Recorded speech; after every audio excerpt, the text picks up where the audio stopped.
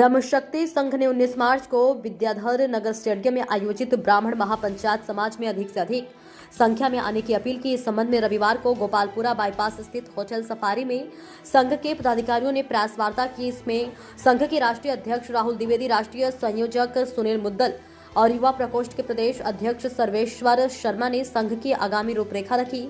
लोकतंत्र में अपने अधिकारों के लिए सिर गिनाने पड़ते हैं, इसलिए सामाजिक, राजनीतिक और आर्थिक प्रतिनिधित्व को लेकर ब्राह्मण महापंचायत का आयोजन किया जा रहा है। इसमें किसी अन्य समाज के हक और अधिकार छीनने की बात नहीं की जाएगी, सामाजिक समरसता की बात होगी। साथ ही आगामी चुनाव में समाज को उचित प्रतिनिधित्व मिले, इससे लेकर आज बात की जाएगी। समाज के युवा वर्ग को सामाजिक व आर्थिक निर्भर बनाने के उद्देश्य से संघ की ओर से आगामी दिनों में विभिन्न अभियान की शुरुआत भी की जाएंगी। इस अवसर पर संघ के आनंद शांडिल्य, अंशुल शर्मा और मोहित मुद्दल भी उपस्थित रहे। तात्पर्य ये है कि नौकरियों में क्या होता है, सरकारी नौकरियों के अंदर आदमी भागता रहता है, फिर बाद में पता चलता है पेपर लीक हो गया, तो 8-10 साल उसने जो बेचारे ने मेहनत की वो मेहनत खराब हो जाती है। इससे बढ़िया अगर वो छोटा छोटा व्यापार भी कोई भी करता है, आज एमएसएमई, आज हिंदुस्तान ऐसा नहीं है। आज हिंदुस्तान में मैं आपको बताना चाहूंगा कि मैं फार्मा जगत से हूँ। पहले हिंदुस्तान के अंदर जितनी भी मेडिसिन बनती थी उसके लिए जो एपीआई, एक्टिव फार्मास्यूटिकल इंग्रेडिएंट जो यूज होता था वो पूरा चाइना से आता था। माननीय मोदी जी के आने के बाद में सबसे बड़ा फायदा ये हुआ है 35 प्रकार के एपीआई, 53 में से 35 एपीआई, लगभग 50-60% एपीआई है जो हिंदुस्तान में निर्माण हो रहा है। तो उसको निर्माण में, उसके प्रोडक्शन में, उसके अंदर लोगों की जरूरत पड़ेगी।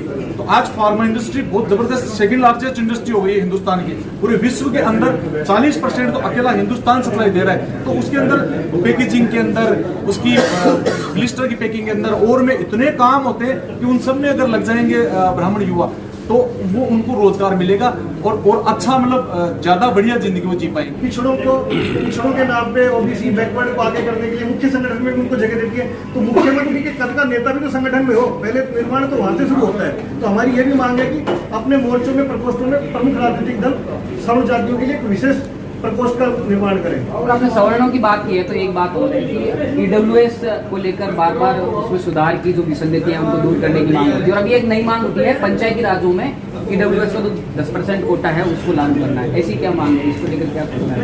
ये शुरू से है, क्योंकि जिस तरीके से पंचायती राज में और निकाय चुनाव में ओबीसी के लिए अलग से आरक्षण है सीटों का, तो उस तरीके से ईडब्ल्यूएस के लिए भी आरक्षण होना चाहिए। जब उसका पूरा राजनीतिक और रोजगार के साथ साथ राजनीतिक लाभ जब तक नहीं मिलेगा तो ईडब्ल्यूएस के मायने ही नहीं है। तो ये मांग भी हमने इसमें हमारी मांग पत्र में रखी, पर जो हमारी प्रमुख मांग है वो यही है कि निजी क्षेत्र में आरक्षण की कोई व्यवस्था नहीं हो और राष्ट्रीय स्तर पे एक मित्र कल्याण बोर्ड बने।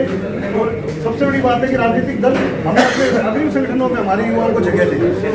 सर आपने एक शब्द बोला, जो ब्राह्मण युवा हैं उनको जो आज सरकारी नौकरियों के पीछे भाग रहे हैं, 8-8, 10 साल तक वो पीछे भागते रहते हैं, उसके बाद भी उनको रोजगार नहीं मिलते हैं या पेपर लीक की, जैसे आप देख पा रहे हो राजस्थान में कितनी घटनाएं हो रही है। तो अपने आप को एक युवा जो है, पढ़ा लिखा युवा, वो अपने आप को ठगा सा महसूस करता है। उसके लिए हम पूरे हिंदुस्तान के 600 जिलों के अंदर एमएसएमई के तहत प्रोग्राम चलाएंगे, रोजगार के मेले लगाएंगे और हमारे ब्राह्मण समाज के जो इंडस्ट्रियलिस्ट हैं, बड़े बड़े जो कॉर्पोरेट्स घराने हैं, उनके लोगों के जो सीईओ है, उन सबको हम एक मंच पे लाके मोटिवेशन सेमिनार्स लगाएंगे। और जो ब्राह्मण युवा है जो नौकरी के पीछे भाग रहा है, केवल 10-20 हजार की नौकरी के पीछे भाग रहा है, उसको हम समझाएंगे कि तू जो 5-5, 10-10 साल नौकरी के लिए दे रहा है, उसकी बजाय अगर तू 10-15 दिन अगर अपने व्यापार में दे देता है तो तू आत्मनिर्भर हो सकता है और परिवार, समाज और राष्ट्र निर्माण में एक बहुत बड़ा योगदान दे सकते हैं और अपनी योग्यता को प्रदर्शित व्यापार के अंदर बहुत बढ़िया तरीके से कर सकते हैं।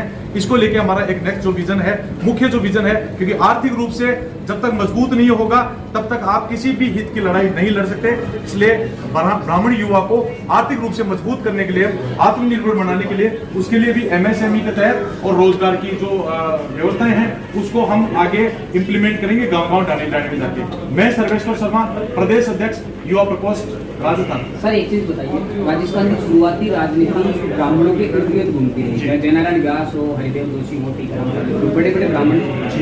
हरिदेव जोशी के बाद में एक ऐसा ब्रेक लग गया कि कोई भी बड़ा ब्राह्मण छत्र राजनीति में उभर नहीं पाया। ब्राह्मण महापंचायत में जबकि दूसरे समाजों द्वारा लगातार इस तरह की मांगे की जा रही है, तो क्या ब्राह्मण